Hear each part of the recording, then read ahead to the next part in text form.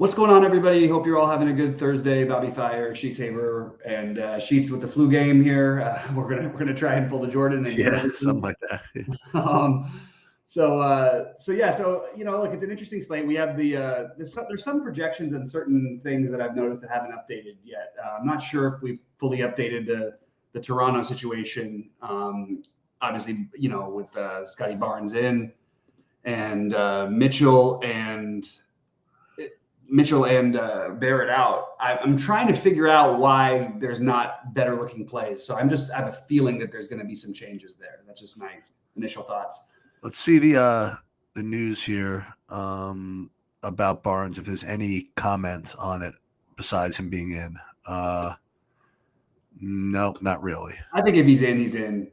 I think if he's in as well. Yeah. Dalen Terry was just ruled out.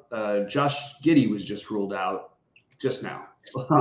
That's why I'm smart. I'm not updating anything for like a half an hour. Yeah, that's fine. I think that's sort of where I'm at as well, because I just feel like there's just, the Giddey thing is a big thing. Sam Hauser is out for Boston, so you could definitely argue that some of the plays look better, but Kristaps is in. So kind of a funny slate that I'm still waiting on some things to update. But and there's different. I've looked at a bunch of different sites and stuff today, and I noticed that like the Looney projection on SaberSim seems to be a bit aggressive to me. That's what I would say, because you're going to be getting a lot of them if you run that, and I don't want to have like 40% Kevon Looney here on this kind of a slate personally. I wouldn't have even thought of that. It's just SaberSim's got him as the best point per dollar play on the slate, and I don't agree with the projection. Neither do your projections, neither does Goldie's. So that's what I'm going. I like the other center in that game. Oh, Miller's out also. Brandon Miller's out. So we're gonna have to wait a minute before we do anything. Every time this news comes in before I do I'm so happy. Just waiting, just keep waiting. Mm-hmm.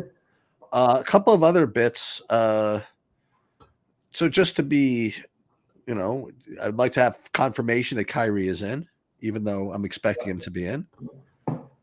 You have a Tari Eason questionable. Yeah. For Houston, you have Sengun always plays, so not too worried about that. But he is still listed as questionable. If there was a game to rest some of these guys, this might be the game to do it.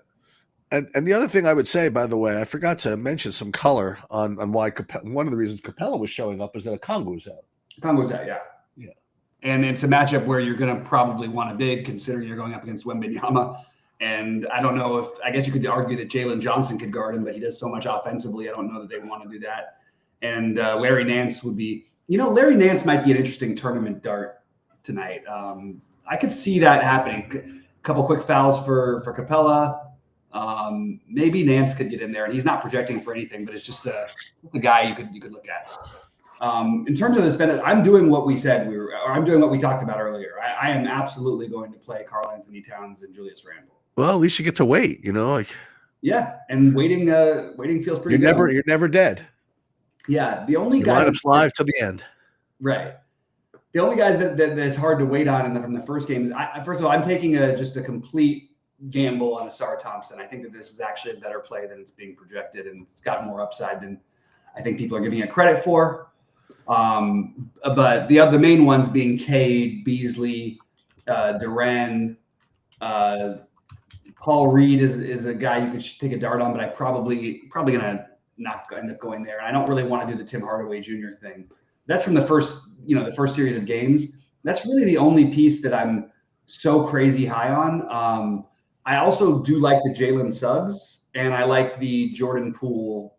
Now I'm gonna like some Charlotte, but I need to sort of see how things end up and what their starting lineup is. I'm going to guess that both LaMelo and Bridges are going to look pretty good without Brandon Miller. Right. That's the main ones. But I like talking about spend ups, in terms of the guys who I'm playing, I really like the idea of, of getting to Wemby with Towns as a sort of a contrarian center build. Wemby's going to have some ownership, but I don't think anybody's going to play Towns really tonight. And I think if you use your spend ups there, you're going to be getting different because everybody else is using the center for value. So I like that way of building just for what it's worth. The other ones I didn't get to today, like I'll just go through my guys and tell me what you think about it. If you have, or I guess you don't know yet because you haven't run your things updated. But Shea, Trey, Jason Tatum, I did not get to any of those three. As I mentioned, I do have a lot of the Towns, Wembanyama, Cunningham, and Kyrie. Those are the ones I'm spending up for. And then I'm going to end up getting to some LaMelo. I also like the Şengün play, but the Q tag, is a little concerning. Although, like you said, he usually does play. What are you going to do with the Dallas guys? I'm going to play Kyrie. Not Dinwiddie, no. Well, I was just talking about the spend ups. So in terms of value from Dallas, what have I got? Or Grimes? Yeah, I've got Grimes at like 40% right now, which just seems a little too high. But again, it's a later game. I can always shift if there's other news. Dinwiddie, I've got 30%. That feels really aggressive. Maybe not though. I mean, it's not like he needs to play a ton of minutes, but he might. PJ Washington, Klay Thompson. I have all those guys. I have 5 Dallas guys that I've got double-digit ownership on right now. Washington being the least, but I think I might actually bump him up a little bit because I think that they're going to need some of his scoring. And I think that game, by the way, I posted my bets earlier on the site. I just love the under in that Dallas game. I think that game's going to play a lot slower than people think without Luka. And the Clippers already play slow. Good to see you in here, MJ. Dropping any thoughts or anything. I'm going to keep an eye out for updating on these projections. I still feel like there's something missing with the Toronto side of it. Oh, no, there it is. Yeah, okay, now it's updating. Now it seems like it's over updating. You've got Jamal Sheed at a 6x projection, Bruno Fernando at almost a 6x projection, Jacoby Walter, who I really like, as a 5.5x projection.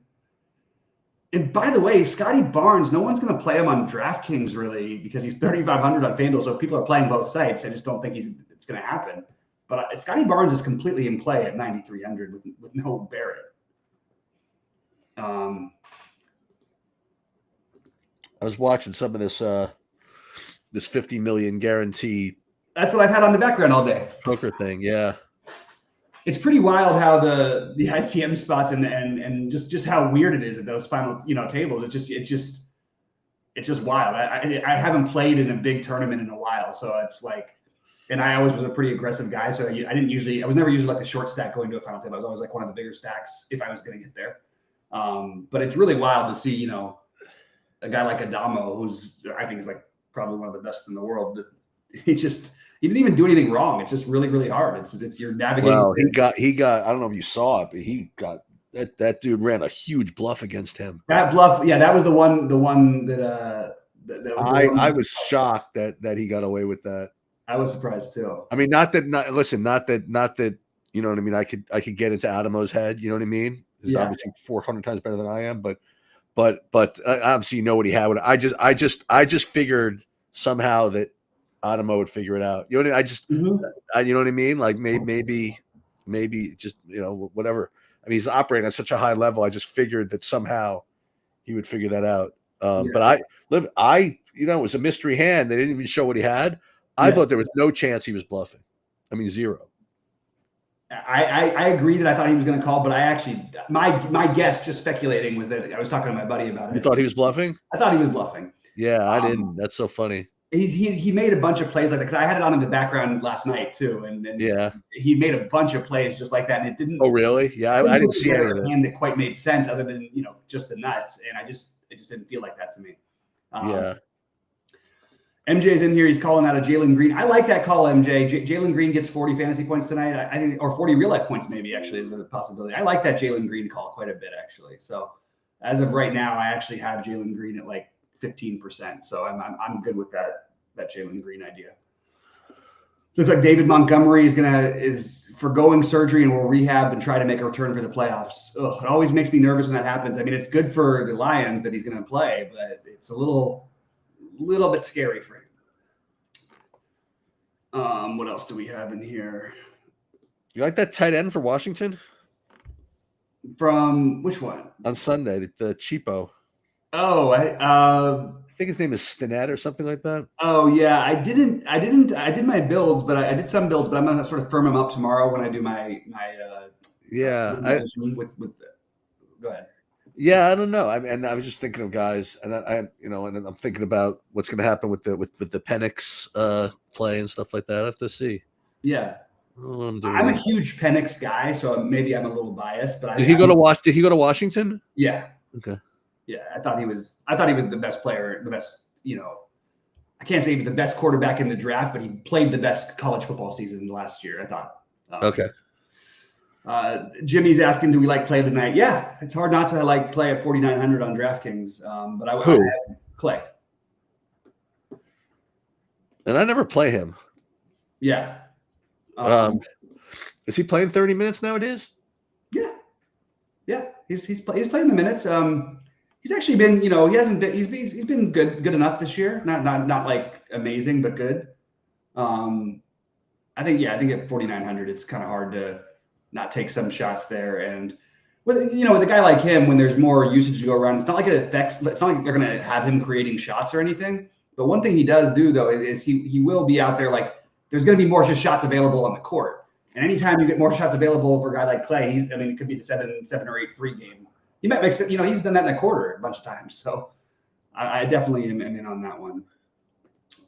All right. I'm just looking at the updated projections here, what SaberSim has. Let's see what we got. Okay, let's get away from just Dallas and let's see. Yeah, it's looking like Jamal Sheed has the highest point per dollar projection. Now, that is not a play that I feel like I don't know how I stand on it, to be honest with you, because I don't think he's going to start. Who is this? Jamal Sheed. He did play really well in the last, he had put up 26 fantasy points in 12. But it wouldn't surprise me if he only played like 14 or 15 minutes. For what team? Toronto? Toronto. Because not only is Barrett out, you've also got Mitchell out, and you've got Podol out. So it's starting to be condensed. Keep something in mind, though. I mean, Scotty Barnes, it's his ball, Sure. Absolutely. But they literally don't have one other usage guy in their entire starting lineup. So I get the idea of some of the value is going to hit there. I just don't know what it's going to be. And I'm also it'd be nice to have a starting lineup at some point from there because. Oh, they don't have that yet. Yeah, it might be Bruno Fernando starting. It might be Mogbo starting. We've seen it go both ways with them in the past. So. Well, the issue, among others, is that there's a lot of stuff to play before we might get that starting lineup. Right, and I think that's really likely. So that's why I'm sort of. I'd like to try to lower a little bit of my Detroit exposure, even though I like these Detroit guys a lot. And I'm just going to take a look and see if the Charlotte has updated a little bit. Yeah. Who else is out to make? Oh, Musa from Charlotte also is going to look like a good value. Musa Diabate. I don't know why they have him quite as high as they do. That feels a little bit aggressive. I don't know if I want to do that. But Miles Bridges and LaMelo, I think, are pretty chalky, good chalk plays. In fact, that game has the problem. It is an early game, but it's got a nice little stack to it. You play. I know Jordan Poole and maybe even Sarr in there. Yeah, I think there's definitely some upside with that. Let's just double check what else has come in. Dalen Terry come in. T-E-R-R-Y. Yeah, Terry and Giddey being out, I think is another big thing for the Bulls. I'm just going to take a look and see if they've updated the projections here. Taylor Horton-Tucker is getting a pretty good projection. Now we know that there's huge volatility with his minutes in general, and to be honest, he doesn't have to play any minutes really. Why? Here's my other one. Why is Lonzo's projection so low? That's the one. Chicago? Yeah. Lonzo's put up 28 and 29 in the last 2 games. He played season high minutes, 23 minutes the other night. What's his price? 55? 43. Does he start or no? No, but he's guaranteed to play he's a non-starter starter. You know what I mean? He'll only play 25, 26 maybe? I think that's the most he could play probably. I would have him at around 20, between 20 and 24 probably. Is Levine out? Levine is not out. Okay. Kobe White's in too, so is Dosunmu. But it's just the Giddey. So he's got to do it clean, he's got to. Oh, Giddey's out. Giddey's out though. Giddey's out, and Dalen Terry's out too. Who's their other guard? Well, that's something. Yeah. So it's looking like Patrick, Taylor Norton Tucker, but I don't think you and Patrick Williams. I think all these guys are in play, but the one I like the most, I think I'll take a shot with this Lonzo thing. It's actually worked out pretty well for me. I've been doing it, basically every time he plays. Just he's a good fantasy point producer. This is the kind of game where, if they're close against Boston, maybe they let him play his 24 minutes. And he's being projected with, across the industry with 20 minutes. Those extra 4 minutes, that's an extra 6 fantasy points. That makes him a really good play, Why am I getting an inordinate amount of both Jordan Poole and Justin Champagny? Justin Champagny. Yeah. Because it's Julian's playing tonight too. Couldn't they at least come up with a different initial? It's just too confusing. Yeah, I'm getting a bunch of that right now. Yeah, the Champagny thing is he's been great. So I get it. It felt chasey to me at first, like the other day when I was thinking about it. But I mean, what else do we have to see? The guy's playing 500 minutes a night. He's putting up, he's put up over 34 games in a row, 2 of them over 40. Feels like a good play to me. The problem is you just might be sacrificing some value because you can't play the later stuff as much. Right. So that's really the main thing there. It's pretty weird today with the NBA. I thought with all these games, we've had 1-2 game slates with these big prize pools, and now we get all the games, and there's not little, but smaller prize pools than there were for the 1 and 2 gamers. MJ is asking how many slots are you trying to have available after 8 Eastern. I'm really not looking at it like that, to be honest with you. There's too much value. There's value in Toronto, there's value in Charlotte, there's value in Detroit. So I as much as I would like to, I like that I'm trying to delay with certain plays, but I don't really feel like let's just say Tari Eason's out. Does that make anybody that much better of a play than these early guys? I don't really think so. I actually like Tari Eason if he plays. That's a separate conversation. Right. And actually the 7:30 games are what I want to see. I want to know I want to see Toronto's starting lineup. I want to know, I want to play some of these Bulls in the potential blowout against Boston. The 8 Eastern, we really are just waiting for. We are. I mean, again, if all of this is wrong, if Şengün is out, or if Şengün and Steven Adams and Tari Eason, God forbid, are all out, then it's a whole different thing. But if it's just Tari Eason, I don't think it's a huge enough boost. Yeah, sure, you'd want some Amen Thompson, you'd want some Dylan Brooks probably. Those are plays you'd already end up with anyway, and the Brooks play is a direct pivot off of Eason anyway, because they're 300 apart. So I'm not as worried about that one. And then Dallas news, if Kyrie's out, obviously that's a whole different thing. I don't even know what the hell they would do. Obviously the best play on the slate would become Dinwiddie, but who's creating shots for that team in Dallas? I don't even know who it would be, because it's not going to, Dinwiddie, that's not his thing. There's not really that much other late news that I feel like we're waiting on after the 8 o'clock games. Trae Young is probable. Zach Collins is questionable, but that doesn't do anything for me. That's just Bassey's backing up Wemby anyway. There's not really that much news after the 8 o'clock game, so I wouldn't be saving any other than the Dallas game, of course. But I don't want to save just assuming that Kyrie's out. I'm going to trust Vegas in this kind of situation, and I think if Kyrie was out, they'd be underdogs in this game. And the fact that they're 4-point favorites against the Clippers, I'm going to assume that means Kyrie's in. Okay, so Şengün, thanks, Brendan. Brendan's amazing. He literally gets the news before everybody else does. Şengün is officially a game time decision, which is annoying.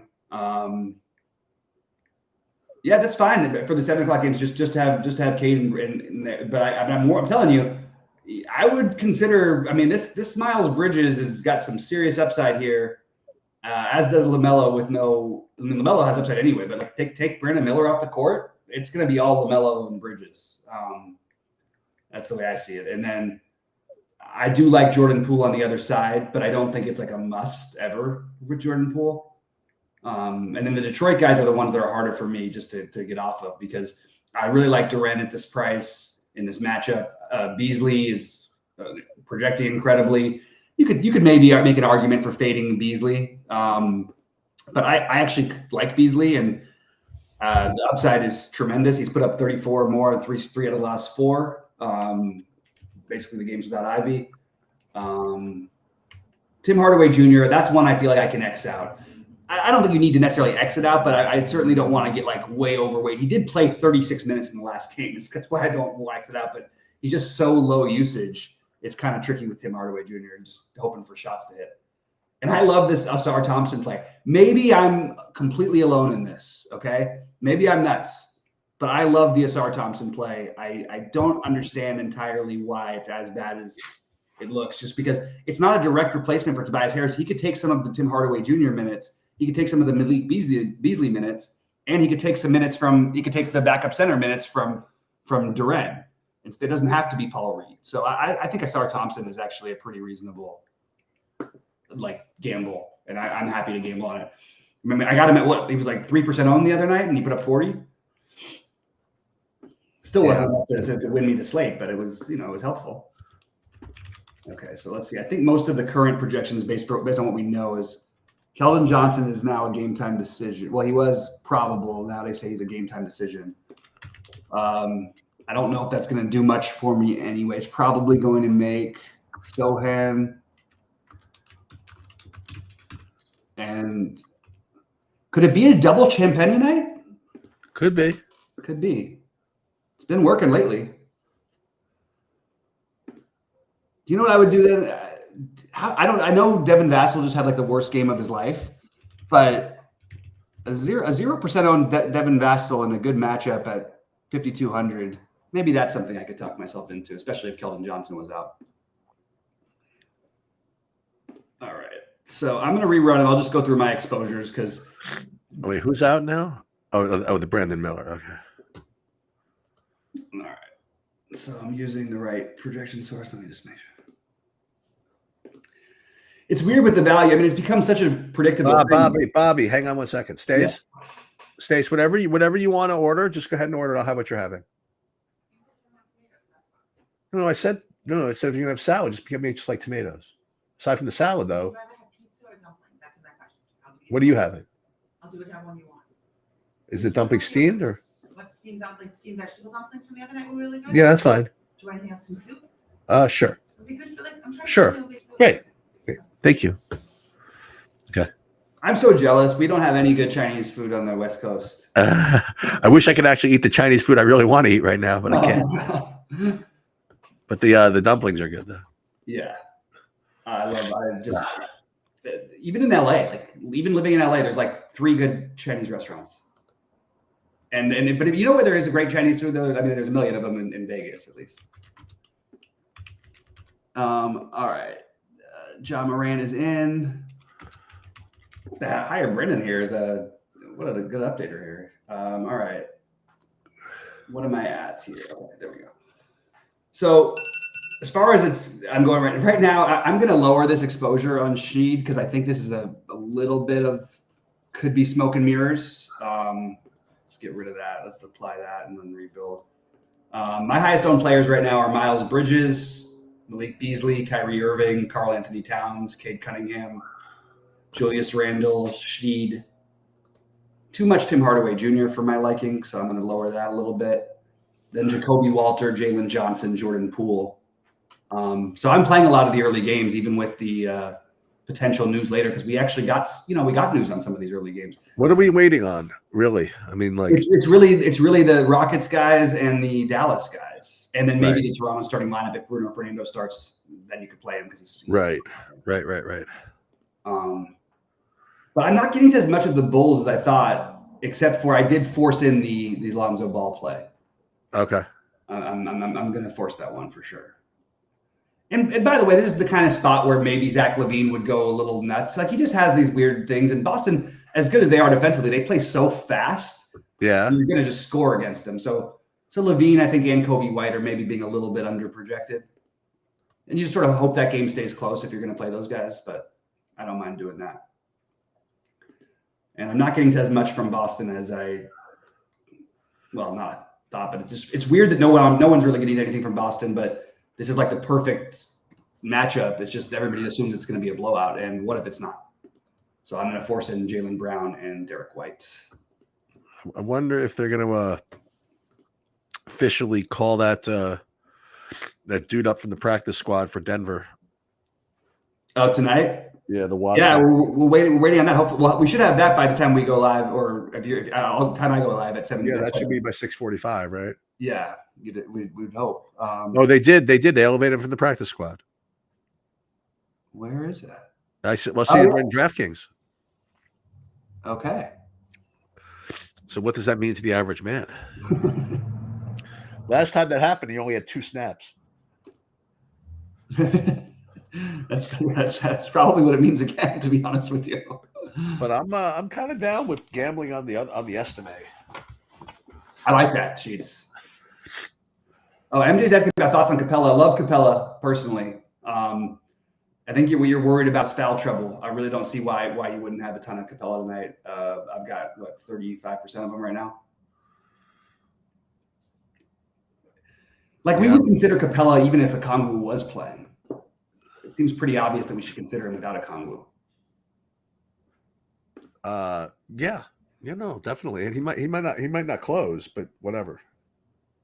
I would guess against Wemby unless he's in foul trouble or Yeah, I guess so. Yeah, I would imagine because they don't have like another big like except for Larry Nance. That's why I thought the Larry Nance was kind of an interesting. He's probably going to play like 5 minutes, but if he doesn't play 5, he might play 24 and put up 35 fantasy points because that's just the kind of guy. That's just what he does. right. Trey's in. Yeah, we knew that one. MJ's wants some dumplings as well. All right, so let's rebuild one last time. And yeah, I don't think we're waiting on as much as maybe we thought earlier. So maybe what we'll do is we'll boogie out and then we'll come back at 7. I mean, maybe I will at least. And then my plan is to be back at 7. Yeah, and we'll do the football. Yeah, sounds good. Okay, I'll see you in All a right, bit. buddy. Good luck. All right, see you soon. All right, everybody. We're going to come back in a half hour for football. If anybody has any more NBA thoughts, please drop them in the Discord. I will post my exposures probably in the next 10 minutes.